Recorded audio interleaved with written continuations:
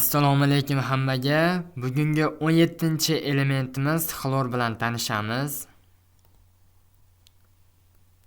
Xlor yunoncha xloros, ya'ni yashil degan ma'noni anglatadi. Atom raqami 17 bo'lgan kimyoviy elementdir. Xlorning kimyoviy belgisi Kl. Lotincha nomi K-xlorum deb ataladi.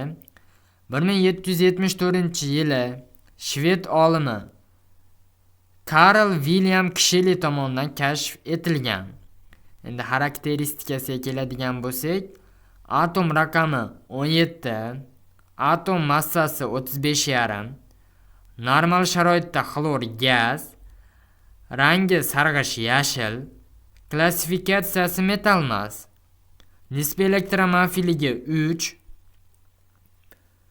qaynash temperaturasi 239,11 Kelvin yoki -34,04 Selsiyda bo'ladi.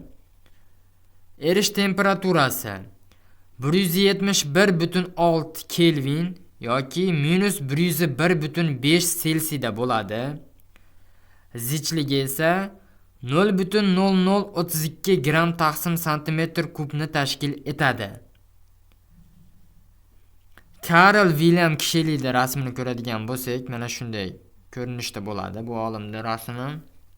Meni bilishimcha bu tanga ishlangan bo'lishi kerak yoki medalimi.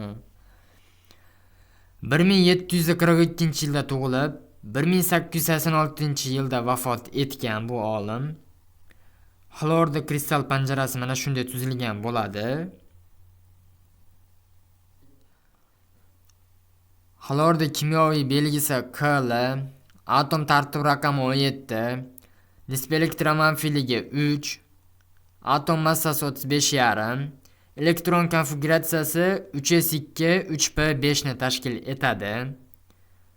Endi rasmini ko'rsak, xlor gazini rasmi mana shunday ko'rinishda, ya'ni mana shunday ichida xlor gazi bor.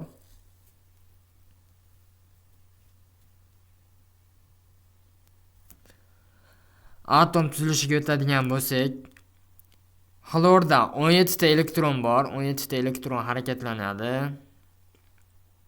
17 ta protoni bor atom markazida va 18 ta neytrondan tashkil topgan bo'ladi.